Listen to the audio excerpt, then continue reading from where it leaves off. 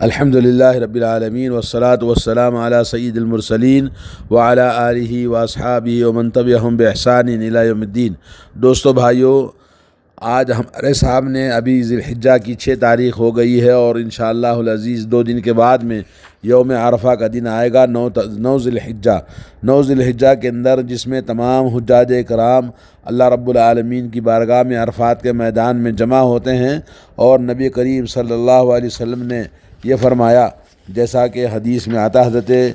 عمر بن شعیب رضی اللہ تعالیٰ عنہ اپنے باپ شعیب سے، شعیب اپنے دادا سے، حضرت عبداللہ بن عمر بن عاص رضی اللہ تعالیٰ عنہ سے روایت کرتے ہیں کہ نبی کریم صلی اللہ علیہ وسلم نے فرمایا، بہترین دعا عرفے کے دن کی دعا ہے، اور بہترین کلمات جو میں نے کہے اور مجھ سے پہلے تمام پیغمبروں نے، انبیاء نے جو دعا مانگی ہے، وہ دعا ہے کہ لا الہ الا اللہ وحدہ لا شریک لہ لہ الملک و لہ الحمد وہو علی کل شیء قدیر۔ اس دعا کو اللہ کے نبی صلی اللہ علیہ وسلم نے فرمایا، میں اور مجھ سے پہلے تمام نبیوں نے اس دعا کو مانگا ہے، اور اس میں ترمذی نے روایت کیا۔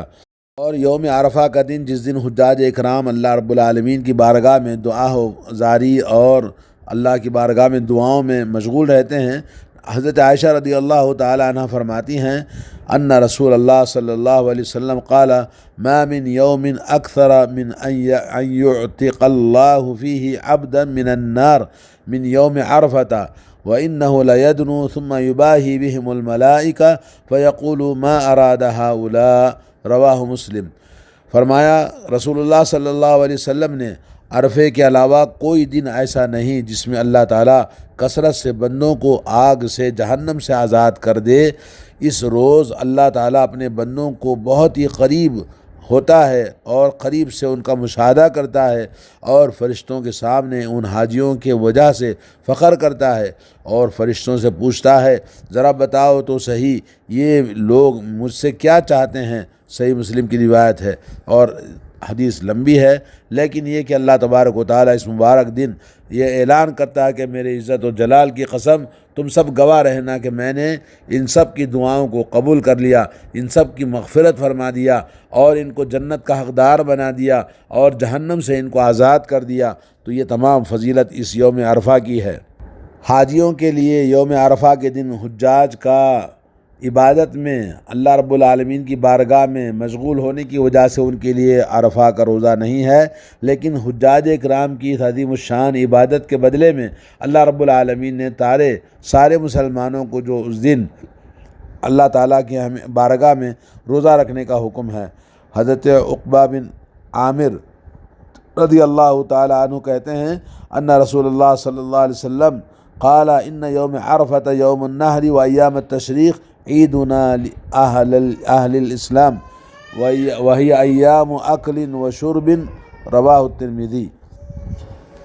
یہ حدیث صحیح ہے کہ حضرت عقبہ بن عامر رضی اللہ تعالیٰ عنہ کہتے ہیں کہ نبی کریم صلی اللہ علیہ وسلم نے فرمایا، عرفے کا دن قربانی کا دن اور ایام تشریق مسلمانوں کی عید کے دن ہیں اور کھانے پینے کے دن ہیں، اور ایک روایت میں آتا ہے کہ اللہ تعالیٰ کے ذکر و اذکار کرنے کے دن ہیں۔ یہ ترمذی کی روایت ہے۔ وعن ابی قتادہ رضی اللہ تعالیٰ عنہ قال قال رسول اللہ صلی اللہ علیہ وسلم صیام یوم عرفۃ احتسب علی اللہ ان یکفر السنۃ التي قبلہ والسنۃ التي بعدہ وصیام یوم عاشوراء احتسب علی اللہ ان یکفر السنۃ التي قبلہ، رواہ مسلم۔ صحیح مسلم کی حدیث میں حضرت ابو قتادہ رضی اللہ تعالیٰ عنہ سے روایت ہے، کہتے ہیں کہ رسول اللہ صلی اللہ علیہ وسلم نے فرمایا، یوم عرفہ کا روزے کا ثواب کے بارے میں اللہ تعالیٰ سے امید رکھتا ہوں کہ وہ اس کے ذریعے گزشتہ 1 سال اور آنے والے 1 سال کے صغیرہ گناہوں کو اللہ تعالیٰ معاف فرما دے گا، اور یوم عاشوراء 10 محرم کے روزے کے ثواب کے بارے میں اللہ تعالیٰ سے امید رکھتا ہوں کہ 1 سال گزشتہ کے گناہوں کو اللہ تعالیٰ معاف فرما دے گا۔ صحیح مسلم کی حدیث ہے۔ اب یہاں پر ایک مسئلہ اور یہ ہے کہ یوم عرفہ کا روزہ جو لوگ عرب ملکوں کے اندر ہیں، جن کا مطالع اور مغارب یعنی غروب اور آفتاب کے جو اوقات ہیں تقریباً قریب ہیں، تو وہ لوگ سب ایک ہی چاند کے فالو کرتے ہیں، جیسے عرب ممالک خلیج ہے اور مصر وغیرہ، سوڈان، تو یہ لوگ یوم عرفہ کا روزہ اسی دن روزہ رکھیں گے جس دن حجاج اکرام عرفات کے میدان میں اکٹھے ہوتے ہیں۔ تو اس سلسلے میں علماء کی رائے ان ملکوں میں جہاں لوگ یوم عرفہ کے دن ان کے یہاں تاریخ بدل جاتی ہے مطالعے کے بدلنے کی وجہ سے، جیسے نبی کریم صلی اللہ علیہ وسلم نے فرمایا کہ صوموا لرؤیتہ وافطروا لرؤیتہ، کہ رویت کے ہلال کے حساب سے آپ روزہ رکھیں اور رویت ہلال کے حساب سے آپ روزہ چھوڑیں۔ تو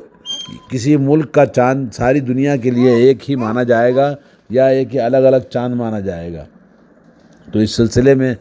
آپ کو دونوں اقوال علماء کے درمیان موجود ہیں۔ کچھ لوگوں نے کہا کہ یوم عرفہ کا روزہ اسی دن روزہ رکھنا چاہیے جس دن حجاج اکرام اللہ رب العالمین کی بارگاہ میں عرفات کے میدان میں جمع ہوتے ہیں، اور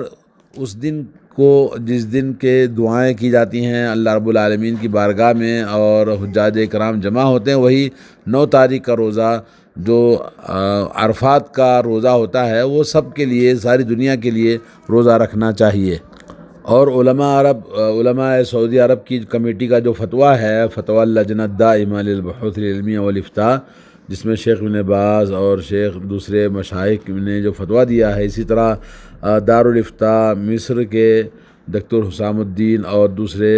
اور بہت سارے علماء نے جو بات کہی ہے کہ یوم عرفہ وہی دن کا عرفہ کا روزہ ہے جس دن حجاج اکرام عرفات کے میدان میں جمع ہوتے ہیں، اور سارے دنیا کے ملکوں کا بھی یہ فرض ہے کہ اسی دن روزہ رکھیں جس دن عرفات کے میدان میں حجاج جمع ہوتے ہیں۔ دوسرا قول یہ ہے کہ یوم عرفہ 9 تاریخ کے حساب سے ہے، اور جس ملک میں جو تاریخ مقرر ہے، مثال کے طور پر جو تاریخ وہاں پر ان کے مطالعے کے حساب سے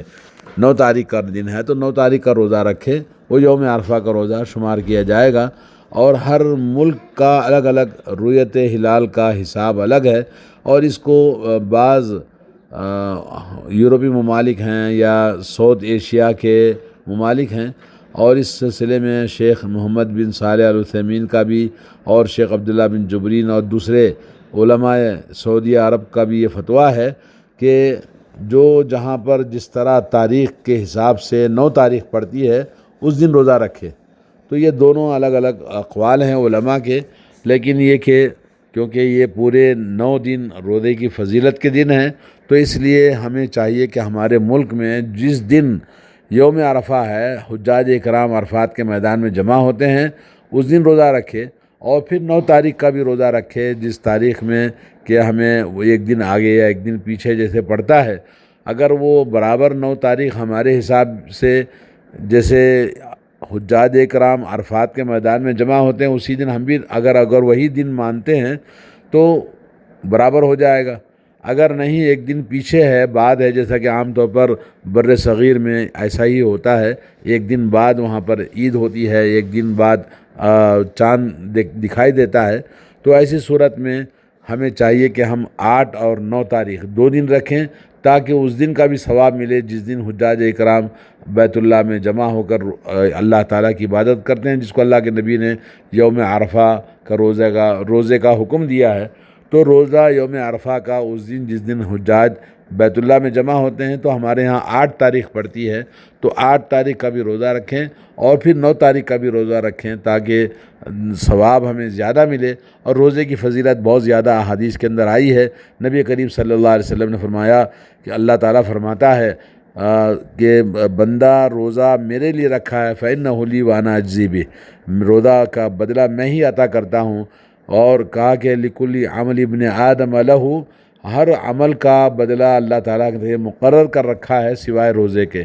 تو روزے کا اجر و ثواب بہت زیادہ ہے، اس لیے 8 اور 9 تاریخ کا روزہ رکھیں تو اللہ تعالیٰ ہمارے روزے کو قبول فرمائے۔ اس دن بھی جس دن عرفات کا دن مکہ کے اندر موجود ہے، اور 9 تاریخ کے حساب سے ہمارا یوم عرفہ کا دن پڑتا ہے، تو اس دن بھی ہم روزہ رکھیں۔ اللہ تعالیٰ ہم سب کو توفیق عطا فرمائے۔ وصلی اللہ علی نبینا محمد وعلی آلہ وصحبہ اجمعین۔